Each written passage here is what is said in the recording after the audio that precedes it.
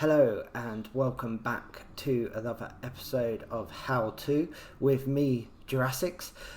This episode is about the respawn anchor, and this is a block I know I'm going to need, and this is a little design that may well help you whilst you're exploring the Nether to maybe make life a little bit easier for you. So let's take a look at this block right now. So this is what the respawn anchor looks like, and these are the 4 different levels of respawn. So this has a level of 1, 2, 3, 4, and that's how many times you can respawn, and each one of those is 1 glowstone block to recharge it. So it will take 4 to get up to a level 4 respawn. Once it gets to this and you die, you're respawning wherever your last bed that you slept, or worst case scenario, in your spawn chunks in the overworld, which could be a bad thing. So how do we create a respawn anchor?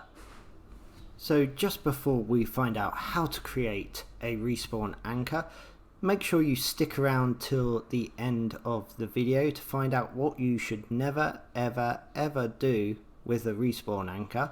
Also, please like, subscribe and comment down below. So to craft a respawn anchor, you need 6 blocks of the crying obsidian and 3 of the glowstone, and you need to arrange it with 3 at the top of crying obsidian, 3 of the glowstone in the middle, and then 3 more crying obsidian at the bottom, so you'll get this 3x3 pattern, and then that will give you your respawn anchor. But I'm guessing you may be asking, where do you get this crying obsidian from? Well, let me show you. One of the ways to get some crying obsidian is with a piglin and just trading with them. So we've got baby coming along. So you can give them a gold ingot or something gold, and they will give you something in return. And look at that, we just got a crying obsidian. So if you set up a piglin trading farm, it's quite easy to get hold of these very quickly, but there's also a couple of other ways that you can find yourself a crying obsidian. You can find crying obsidian at a bastion remnant, so any one of them potentially will have chests in. So if we just go and have a look in here, and there we go, we've got 7. So all we need for building a respawn anchor. So now we just need to go and find 3 glowstone, and they're all over the place. Lovely. And lastly, one of the other ways that you could get crying obsidian is one of these ruined portals. So they do spawn with a couple in. Bit tricky to find these sometimes, so maybe not the first option. Possibly piglin or finding a bastion fortress would be easier, but this could well be a little bit safer. So to ensure that you always have a respawn anchor that's charged, what you can do is build this little contraption. This was from Cubfan 135.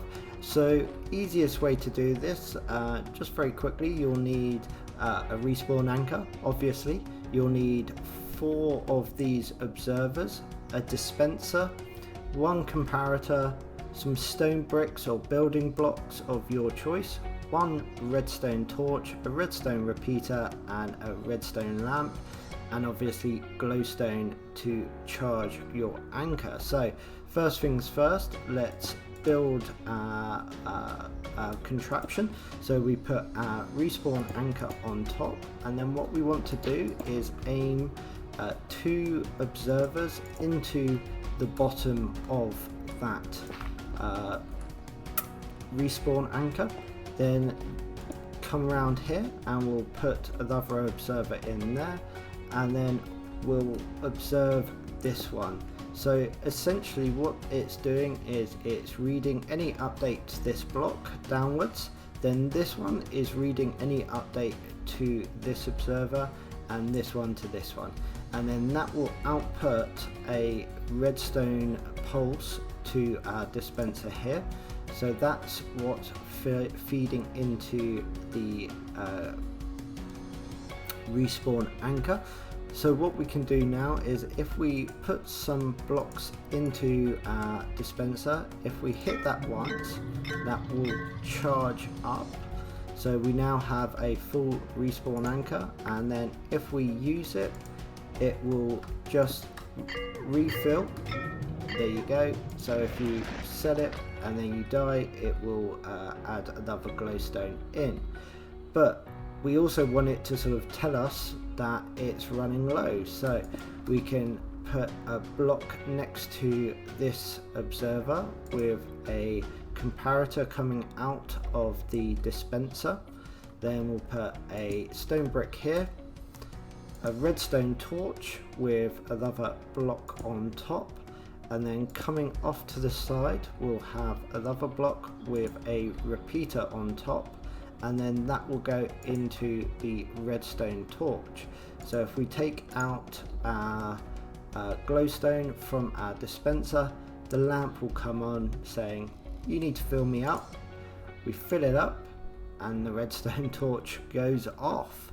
So it's a very quick and easy way, especially if you're playing on a multiplayer server. This can act as sort of a communal one, and people just put in some glowstone from time to time just to make sure it's full up and you can access the dispenser.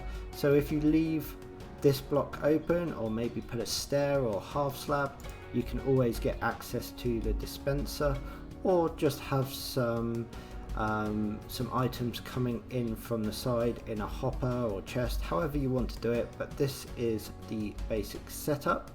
You just need to make sure that you leave space around the respawn anchor, so up one block, so you can put a block there and you'll be fine. So if you die, you'll respawn there, and then also it will be 3 below. So if you knock out this, it won't be able to respawn you because it's too low from this respawn anchor. So just need to make sure that you have space for people to respawn. So typically for me, I would probably just have my anchor and build a platform or build something here, and then there's always somewhere for the player to respawn outside here. And that's it really. That's the easiest way of doing it. And just one last thing, like I said at the beginning of the video, this is what you need to be careful of. What you should never do is use your respawn anchor in the overworld. It's quite explosive. It definitely will end very badly for you, and who knows what you will potentially lose by doing so. So that's it for this episode of How To with me, Jurassics. I hope it was informative, and I hope it's going to save you a lot of hassle in the future. Thank you for joining me, and I'll see you next time. Bye.